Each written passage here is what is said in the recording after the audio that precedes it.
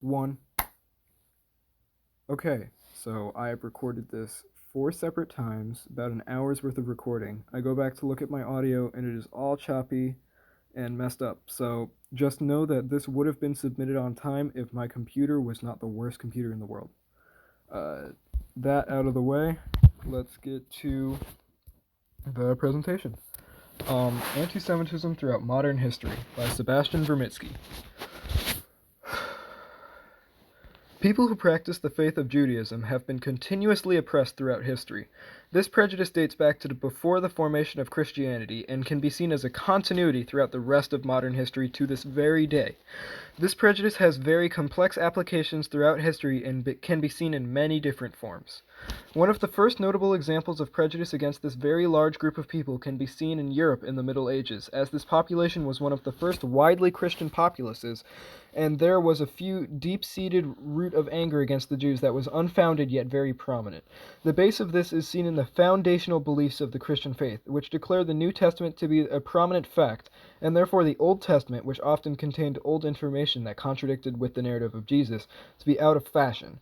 Christian scholars could therefore argue that people who continued to worship the Old Testament were either misinformed or heretics. The other main-sided reason that led to hatred towards Jews from Christians was the fact that Jews were responsible for the death of Jesus Christ, even though the blame can be definitively put on Roman practices, and also, Jesus was a Jew, as seen in the Bible.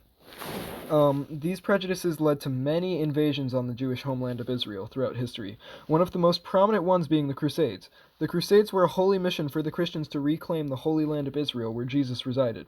These were a direct conflict against the Jews who had very bad luck with trying to claim the homeland of Israel. This is one of the major conflicts in history that can be seen to have been caused by a pure prejudice against these people and who they are, and it was lightly disguised as a holy mission. This mission's goal was to reclaim something which was very clearly not their own, and was one of the many conflicts that would arise over the coincidentally very holy lands of Israel, which had importance to many different regional religions. Not only were the Jews persecuted by European armies, but the fervor sparked a general hunt for the Holy Land that would be sparked by crusades and led to anti-Semitic uprisings and Jewish martyrdom, as seen in the article by Joshua Levy. And another source that we can see here is, I thought this was fascinating, the lack of amount of time that Jewish people have had self-determination. The very small portions of blue represent the very small amounts of time that Jewish people have had self-determination. So, all of these factors led to many Christians in medieval Europe to demonize the Jews and shed hatred on them, and this would bleed into other institutions and areas of thought. This would lead to a societal demonization in general, and they would often be scapegoated for things that could be seen as characteristically not their fault.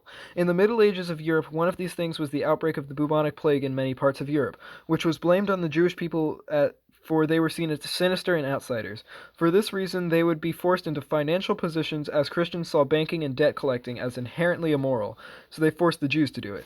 This would lead to a catch-22, as we would see in later years. And this graphic shows some of the stereotypes of Jewish people that started to arise in this time period, i.e., them controlling the world and stuff like that through their banking.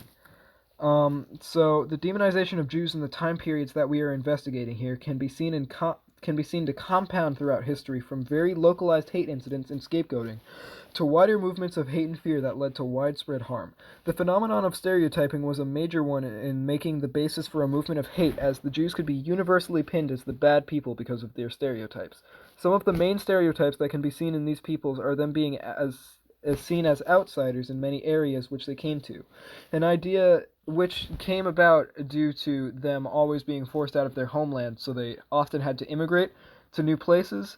And the second assumption is that they are controlling international financial institutions. So, as I just said, it can be traced back many years to the many invasions of the Jewish homeland, and they would be subjugated under the rule of people like the Romans, or they could move out and be permanently seen as outsiders to this very day. The other assumption can be traced back to the medieval period discussed before, where Jewish people were forced into financial positions and passed down their body of work to their children, where they began to have large portions of representation in financial fields, like a larger percentage of them in finance compared to the percentage of them in the population. These stereotypes would be used throughout history against these people, but the very obvious main persecution of these peoples came when technology, politics, and poverty all terribly came together to make the single largest genocide of people throughout the history of humanity. The political climate of Europe in the early 20th century was very tumultuous due to the climate caused by the First World War. The blame for the war would be pinned on Germany, and they would be forced to pay reparations for the supposed damages that they caused to Europe. This would put the previously prospering Germans into a state of financial turmoil in which they were forced to print more money, as always is a good idea, and this led to hyperinflation and national suffering due to poverty. Along came an Austrian who had people to blame and a way to solve this issue. Adolf Hitler was a deeply hateful man and a loser who was able to play this anti-Semitism to his favor in bad times that had fallen upon Germany. His explosive rants and very charismatic speeches gave his voice power in the radicalization of an entire nation against Jewish people. He was instrumental in blaming the Jewish people for their many woes and had really been caused by a society of oversimplified accusatory politics which was content on placing unilateral blame on the Germans for a very complex war and issue.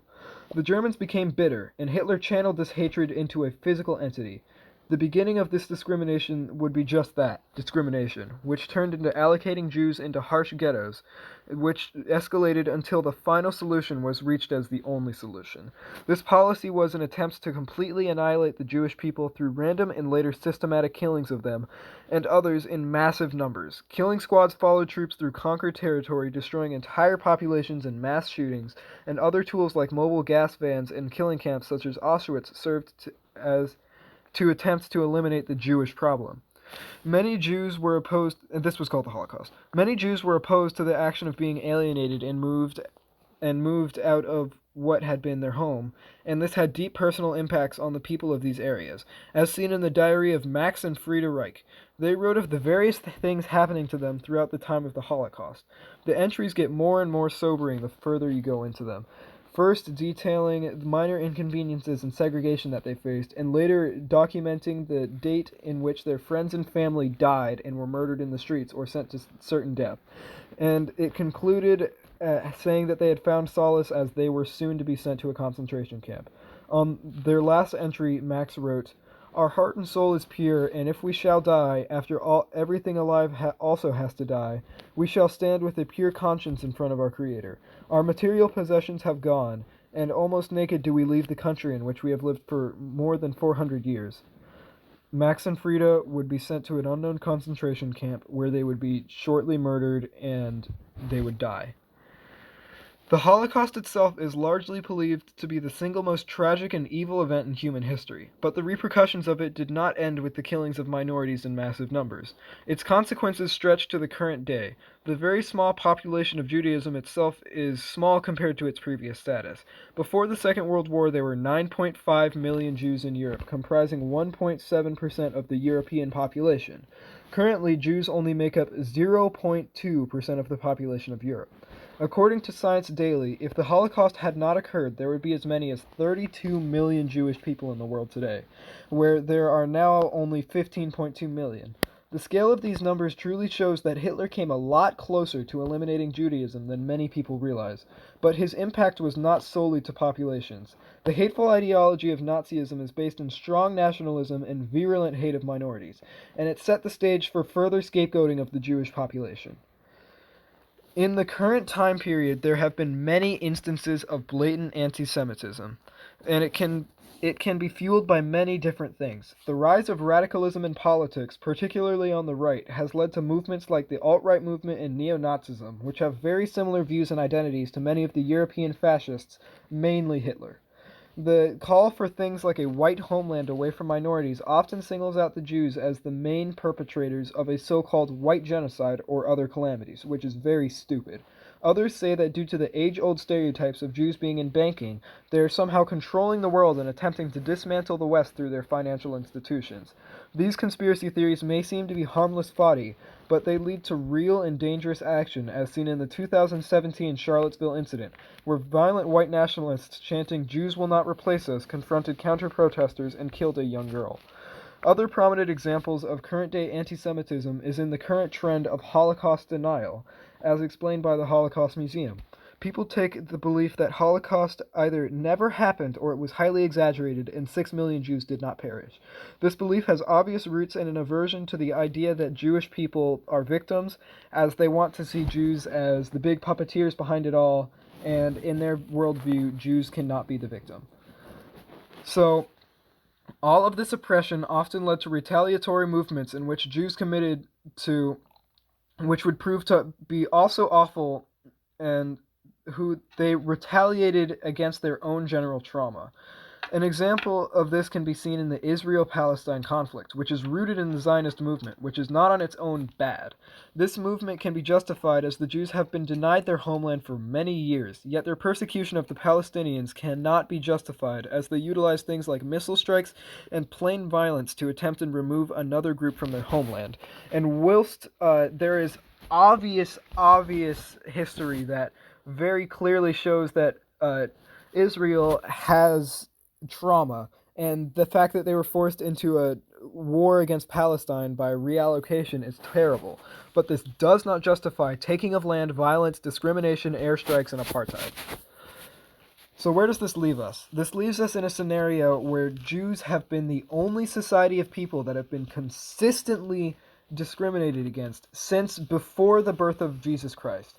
This has been seen throughout history.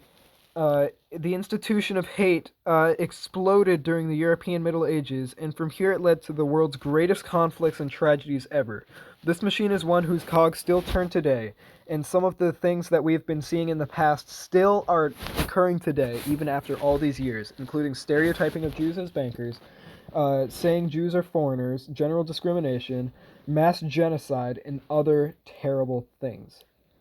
This is the end. I hope that my recording works this time. Here are my citations.